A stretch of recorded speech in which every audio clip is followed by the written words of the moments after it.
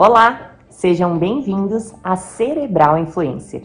No tema de hoje abordaremos um pouco sobre a famosa síndrome do Peter Pan.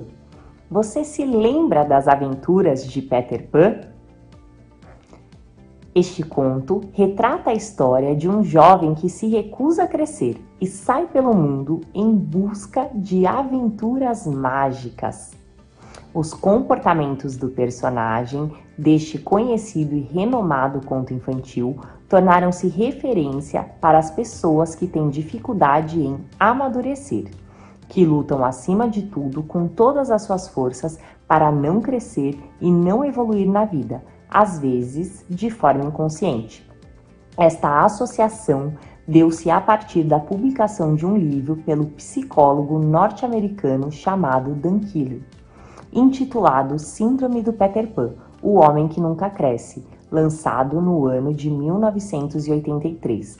O Dr. Keeler trabalhou por anos com crianças e jovens com desvios comportamentais e, em sua rotina de atendimentos, percebeu que muitos deles apresentavam justamente dificuldade de crescer e assumir as responsabilidades de adulto. Foi daí que nasceu a ideia para o seu best-seller comercializado ao redor do mundo. De acordo com este psicólogo, a síndrome de Peter Pan caracteriza-se pela grande dificuldade do ser em se enxergar como um adulto e se desvencilhar totalmente do seu papel de criança, ou até mesmo do seu eu infantil, fazendo dessa forma com que o indivíduo constantemente haja de maneira imatura, rebelde e inconsequente, e ainda assim deseje ser compreendido e aceito por sua maneira peculiar, digamos que inapropriada de ser e agir, não condizente com a sua idade cronológica. Geralmente, este sujeito cresce fisicamente, mas sua mente ainda continua na infância, rejeitando veementemente, por exemplo, os papéis de cônjuge, de responsável por uma criança ou de ser um profissional exemplar em seu trabalho. Por isso mesmo, seus hábitos, hobbies, brincadeiras, preferências alimentares ainda estão associados a essa fase de sua vida. Fato este que interfere diretamente em sua qualidade de vida. Neste sentido, são observados em sua vida adulta problemas de ordem sexual, psicológica, financeira e social, além de forte dependência emocional dos pais, que refletem-se diretamente em sua dificuldade para amadurecer, crescer e honrar os seus compromissos pessoais e profissionais.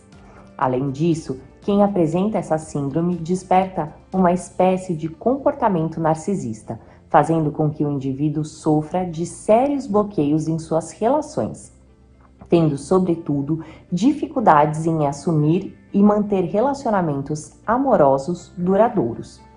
Ser criança é bom demais. Ter a inocência de não ver a maldade no mundo, acreditar que tudo vai dar certo, viver a fantasia de ser o que quiser ser ou estar onde quiser estar. É verdade que a visão otimista infantil faz bem a todos nós, mas viver de forma imatura não contribuirá em nada para a conquista dos seus objetivos. É uma pura visão cor-de-rosa e romântica da vida. Seja puro como uma criança, mas trabalhe duro como um adulto. O equilíbrio entre o acreditar e o fazer ajuda-nos a chegar lá de forma mais rápida e eficiência. Não podemos ser crianças para sempre. Cada fase tem os seus encantos. Ser adulto significa ser capaz de se autogerir, ser capaz de tomar as próprias decisões e fazer aquilo que precisa ser feito. Se cair, levantar e seguir adiante. Se errar, aprender com os contratempos e não desistir nunca. Não jogar a toalha no chão, mas permitir-se ter a liberdade de ser o que se é.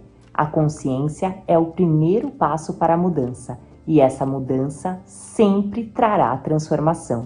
Venha você também pensar fora da caixinha. Acesse o nosso site www.cerebralinfluencer.com.br. Obrigada!